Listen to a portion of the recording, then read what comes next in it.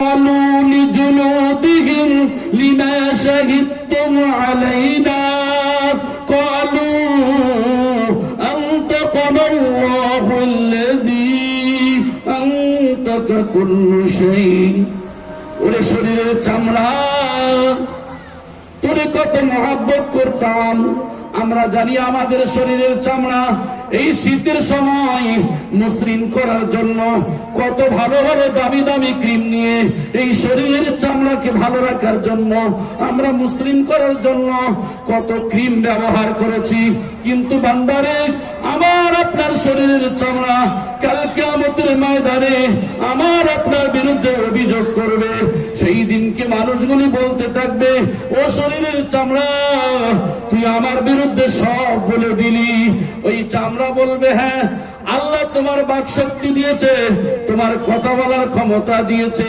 আজকের ওই রব আমার ক্ষমতা দিয়েছে তোমার বিরুদ্ধে বলার জন্য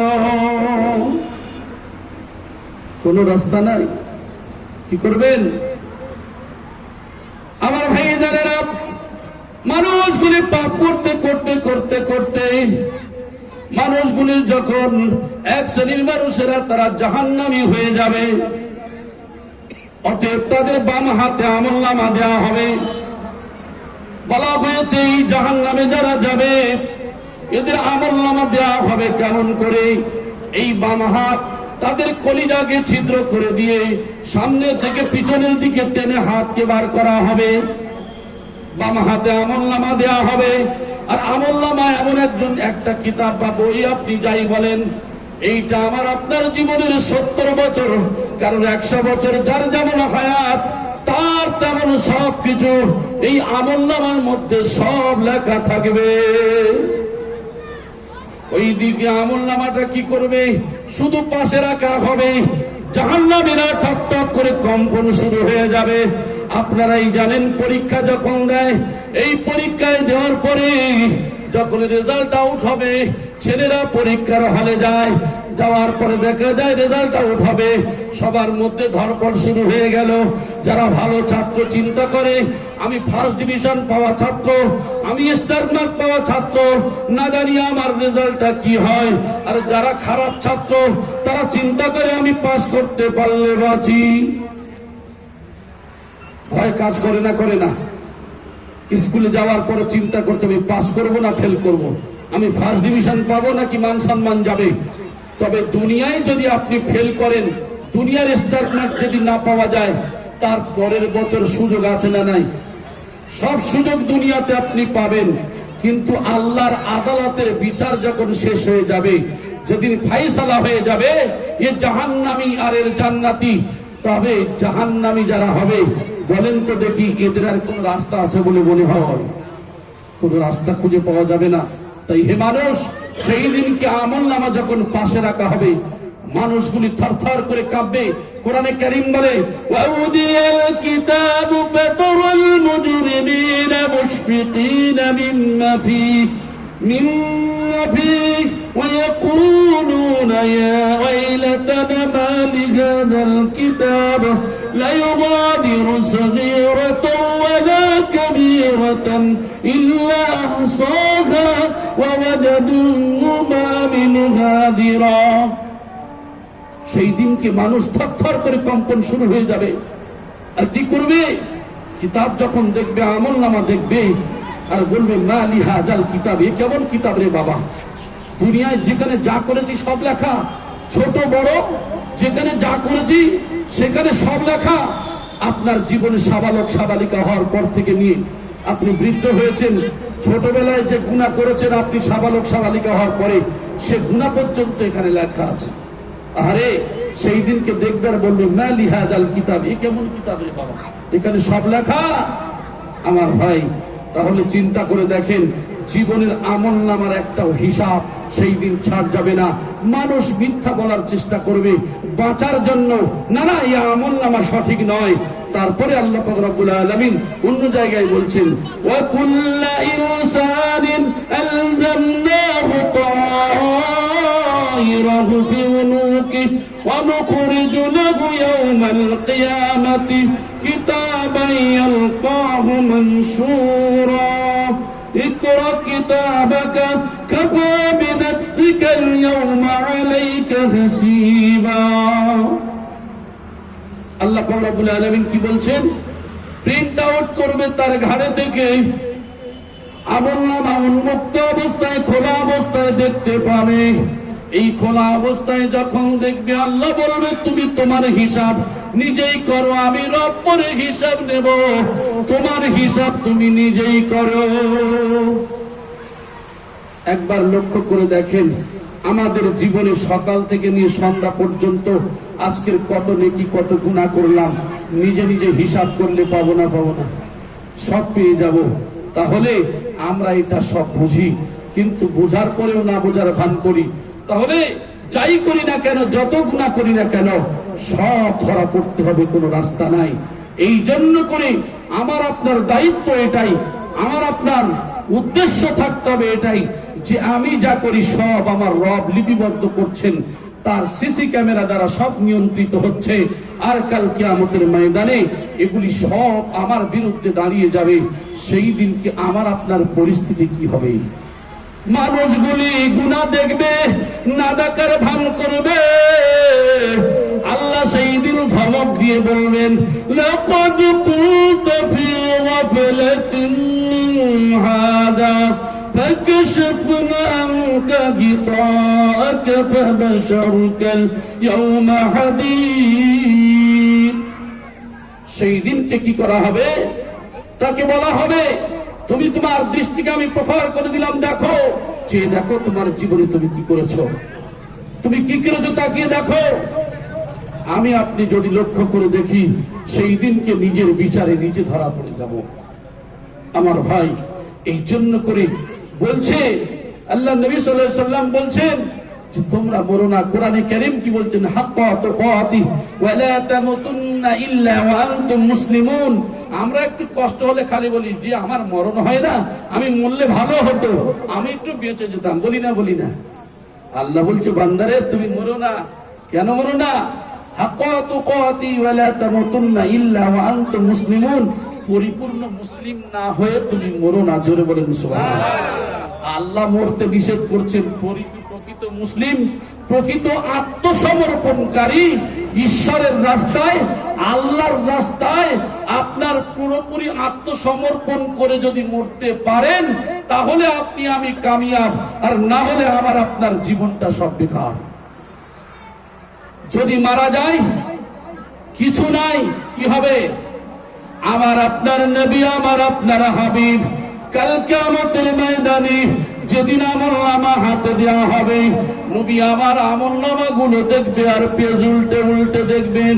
ওই পেজের মধ্যে এমন মানুষ পাওয়া যাবে যাদের জীবনে দুইটা ঈদের নামাজ ছাড়া কিছু পাওয়া যাবে না। এমন মানুষ পাওয়া যাবে যাদের শুধু জুম্মার নামাজ ছাড়া কিছুই নাই। এমন মানুষ পাওয়া যাবে যাদের জীবনে একদিনও নামাজ পড়ে নাই।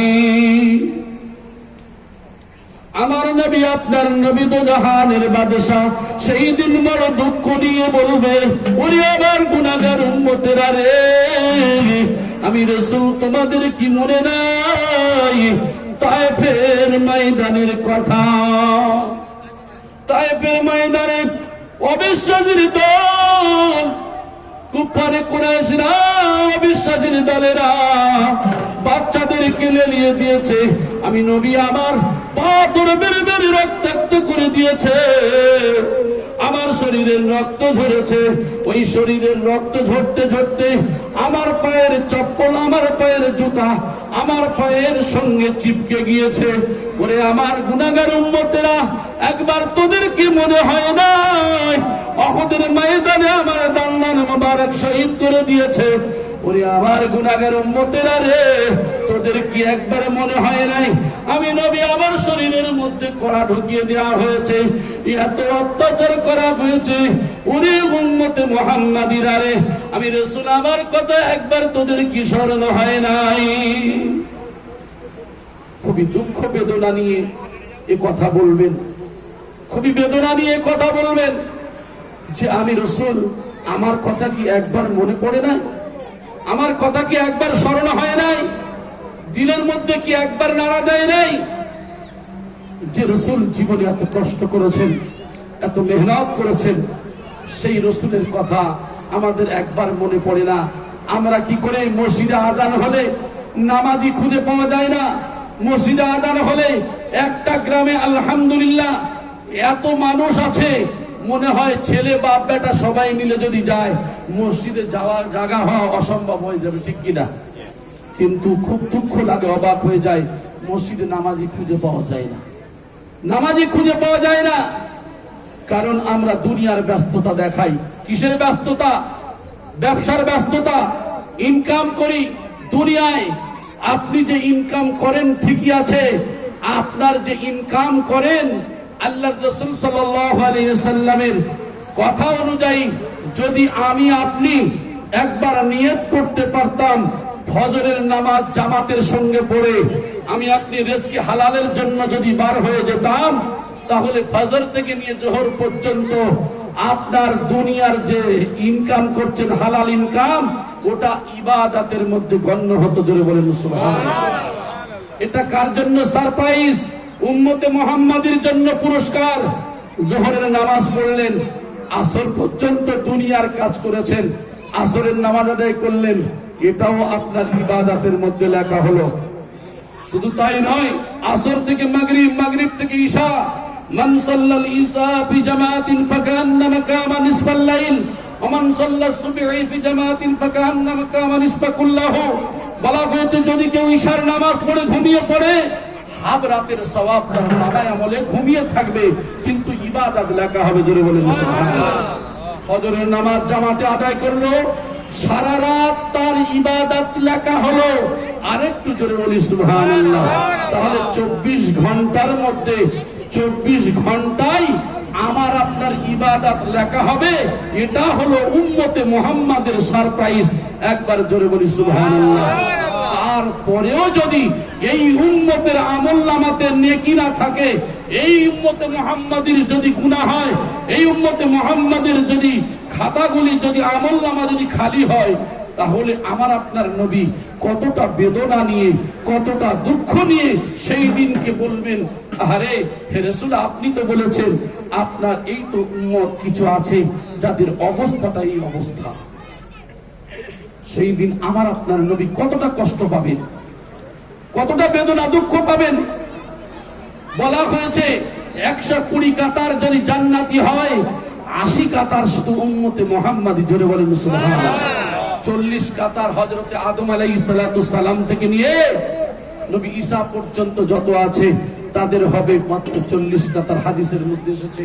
তাহলে উম্মতে মুহাম্মাদির মধ্যে কতটা পুরস্কার আল্লাহ পাক রব্বুল আলামিন দিয়েছেন।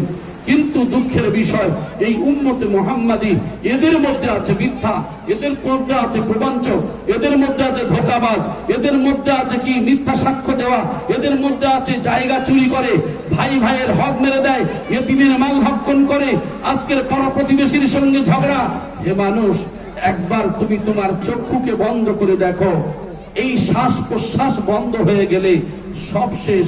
3.5 হাত মাটির তলায় আমাকে আপনাকে নিয়ে যাওয়া হবে। তাই বাদশা সেকেন্দার তিনি বলেছিলেন, দুঃখ বেদনা নিয়ে বলেছিলেন, পৃথিবীর জমিনে যত বাদশা আছে এই বাদশাদের মধ্যে আমিও আলেকজান্ডার একজন বাদশা। তবে আমি মরে যাওয়ার সময় আমার মন্ত্রীরা আমার হাতকে তোমরা কাফনের বাইরে করে দিয়ে হাতে তোমরা মাটি ভরে দেবে, আর বিশ্বের মানুষকে দেখিয়ে দেবে যে বাদশা আলেকজান্ডার, যিনি টাকার উপরে শুয়ে থাকতো, ধনী ধনাঢ্যশালী ব্যক্তি একজন বাদশা ছিল, আজকের মরে যাওয়ার পরে তারা বাদশাহী রয়ে গেল, কিন্তু নিয়ে যাচ্ছে কি শুধু মাটি, মাটি ছাড়া আর তার কিছুই নাই। তাই বলছে, হে মানুষ, একবার চিন্তা করে দেখো যে শ্বাস প্রশ্বাস বন্ধ হয়ে গেলে আমি আপনি মারা গেলাম, আর মরে যাওয়ার পরে আমার আপনার সঙ্গে আর কি যাবে? কিছুই তো নাই। মানুষ যখন মারা যায় 3টা জিনিস তার সাথে যায়, 2টা জিনিস ফিরে আসে, একটা জিনিস তার সঙ্গী হয়। কি? তার ছেলে মেয়ে, আত্মীয় স্বজন, মালমাত্তা যা যায় সেগুলি ফিরে আসে, আর একমাত্র তার আমল যেটা থাকে সেই আমলটা তার সঙ্গী হয়। এইবারে আমি আপনি আপন কাকেই বানাবো? আপন কাকেই বানাবো?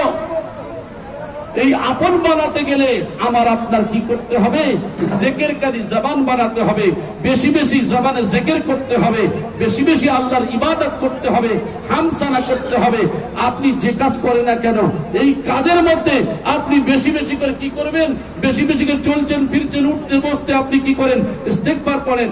আপনি বেশি বেশি কি করেন? সুবহানাল্লাহ ওয়ালহামদুলিল্লাহ ওয়া লা ইলাহা ইল্লাল্লাহ আল্লাহু আকবার লা হাওলা ওয়ালা কুওয়াতা ইল্লা বিল্লাহ। আপনি যত পারেন যত জিকির আজকার করতে পারেন, কারণ ফ্রি অফ কস্ট এই জবান দেওয়াতে একমাত্র আল্লাহ। এই জবান যতক্ষণ চলবে ততক্ষণ জবানে জিকির রাখুন। আপনি গাড়িতে আছেন, ট্রেনে আছেন, বাসে আছেন, আপনি চলছেন, হাঁটছেন, কারণ কখনকার মৃত্যু এসে যাবে। আপনারা দেখছেন মানুষ এখনই বসে আছে, হঠাৎ রাত্রেবেলা শোয়ার পরে দেখেন বিছানায় মারা গেছে। কেন? হার্ট স্ট্রোক হয়েছে। স্ট্রোক হওয়ার পরে সে মানুষটা মারা গেছে। হার্ট অ্যাটাক হয়ে মানুষ মারা যাচ্ছে। কারণটা কি? আমাদের মৃত্যুটা অনিবার্য, কখনকার এসে যাবে। এই জন্য করে সর্বসময় জিকির করুন, সর্বসময় আল্লাহকে ডাকুন। আমার আপনার মৃত্যুটা এমন একটা পরিস্থিতি, ভয়াবহ পরিস্থিতি আসবে, যে পরিস্থিতি মৃত্যুর হাত থেকে কেউ রেহাই পাবে না। আমরা অনেকে লক্ষ্য করে দেখেছি, আমাদের বাপ দাদা যদি কেউ মৃত্যুর সময় আসে, মৃত্যুর যন্ত্রণায় কষ্টে কি করছে? ছটফট করছে, চোখটা দাঁড়িয়ে গেছে, নাক বেঁকে গেছে, হাই হুতাশ করছে।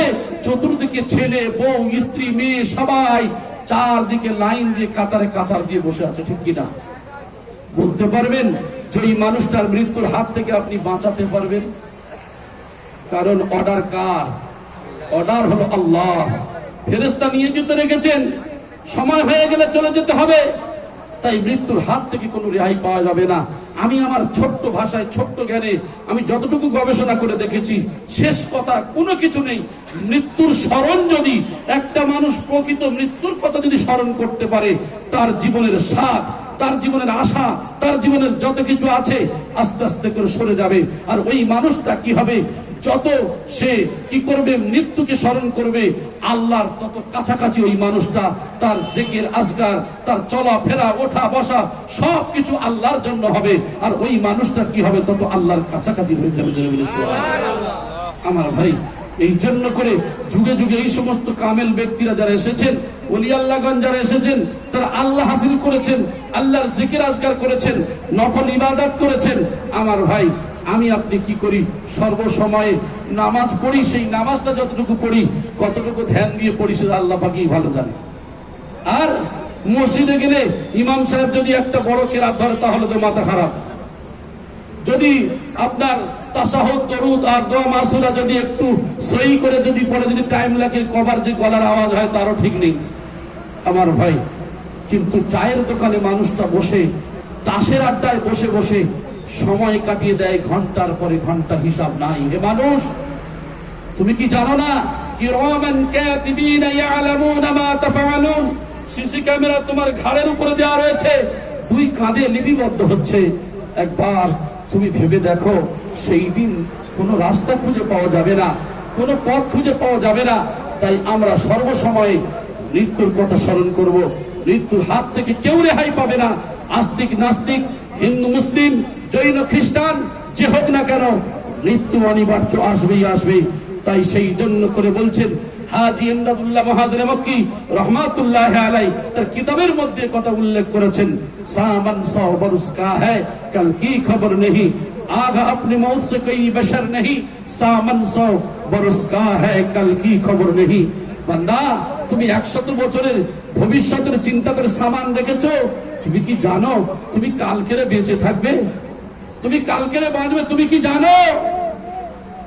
सुनो ऐसा के नाने कैसरे बरतल किया के जाके मिट्टी के अंदर। ओ बंदा, তুমি যখন মারা যাবে, ওই মাটির ভিতরে তোমাকে রেখে আসা হবে।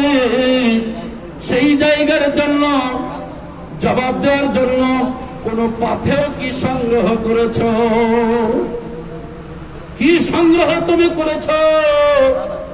নাকি সেই দিনকে যখন সওয়াল করা হবে, শুধু বলবে আমি কিছু জানি না, আমি কিছু জানি না।